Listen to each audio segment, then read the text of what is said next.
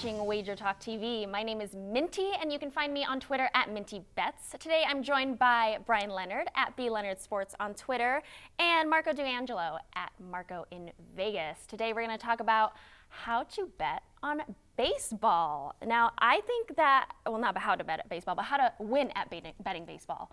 I think that baseball was one of the hardest sports I've ever had to learn how to bet on. Marco, do you have any tips on, I think I have found what works for me, but what are some things that may work generally for a lot of people to win at betting baseball? Well, the first tip I'm going to give bettors, and it's the hardest thing for them to overcome, because baseball, unlike football and basketball, you're not dealing with a point spread. Right. You're dealing with a money line.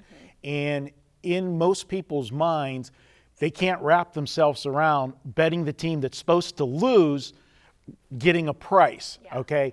It's like, well, they're supposed to lose, and I'm not getting any points. Why am I taking this team? They're supposed to lose. Remember this much. If you bet favorites all the time, and let's talk about, the popular teams, the Yankees, especially this year, you're going to see the Yankees more often than not 200 or more, okay, in many games. If you're laying minus 200, you have to win 67% of your bets to break even. Yeah. Last year in Major League Baseball, there were only 4 teams that had a win percentage of over 60%. Wow.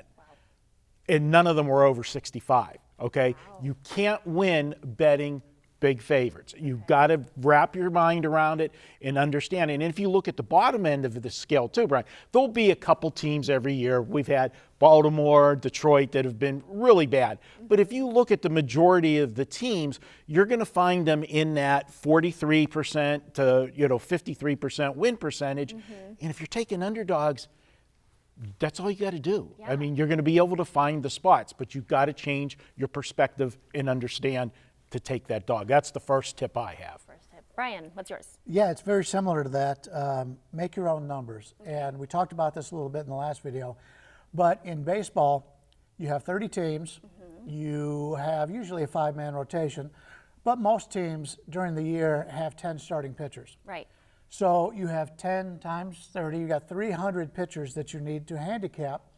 And it's very important to know when you break down each team, which player, like you go down a rotation, you're like, okay, this guy should be minus 110 against an average team. Oh, okay. This guy should be like minus 120 on, and that kind of thing. Right. So you take a look at your power ratings, and he's right. It's the one sport, and the other, the thing is, you bet money lines in the other sports. People just don't do it. In football and basketball, most people play what is the point spread. Yeah, when it started out years ago, they didn't have point spreads. So you bet, everybody wanted to bet the 17-point NFL favorite. Yeah.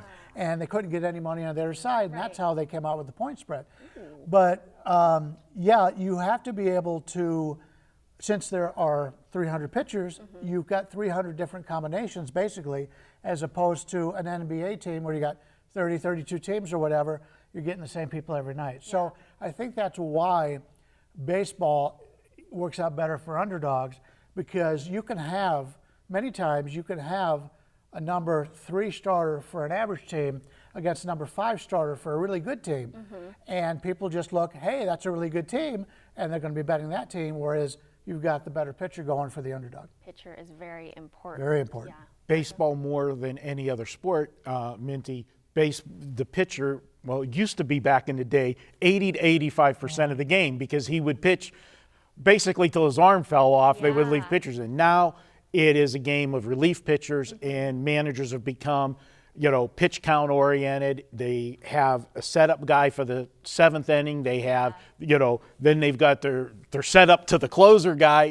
There's like specialization, 7th, 8th, and 9th innings, and they automatically do it. Now, with that said, you've got to know what those rotations are. You have to understand teams' bullpens and what the makeup of it is. Who is that setup guy in the 7th inning? Who is the 8th inning guy? And then you have to look at who pitched the day before and the day before that. Look at 2 days, because relief pitchers are geared to pitch back-to-back days. But if they use them in back-to-back days, they're less likely to be used for the 3rd straight day. And if they do, then they're not going to be as effective generally. So that's going to figure into your handicapping, and you have 2 options. If you have a game that you like, because you like the starting pitcher, but you don't like what you're seeing for the bullpen for that day based on what happened the last 2 days, you can change your wager, and instead of making a full game wager, that's when you shift into a first 5-inning wager when you're looking at you don't want to deal with the bullpen for that particular game, or if a team has a bad bullpen or is suffering an injury right now, and one injury in the bullpen changes the whole dynamics because everybody moves up a place in the rotation. That guy that was the 8th inning guy now becomes the closer, and he might not have the mentality to be a closer. You got to be able to have a short memory being a closer. If you get ripped the day before, you got to go right back out there the next day and try to save a game. So bullpen rotation is very important. Interesting. Brian, next one. Yeah, concentrate on underdogs and small favorites. He talked about laying the big number. You can lay the big number when you're playing a tanking team late in the season. Right. In fact, last year it was one of those years that I started the year. 2 years ago I played a lot of underdogs, had a lot of success, great success. Beginning of last year I played underdogs, didn't have the same quite as success. And then as the second half of the season, you're seeing value on playing favorites, and I'm laying 170 favorites. I normally don't, but you're playing teams that are basically not trying to win. And so the team would be behind or whatever at the 5-inning mark, but as the game went on, the longer the game goes on, the better chance the better team wins. So if you're still looking to play underdogs, I would play them for the shorter time frame, first inning, first 5 innings, as opposed to the full game. And that's something I always take a look at.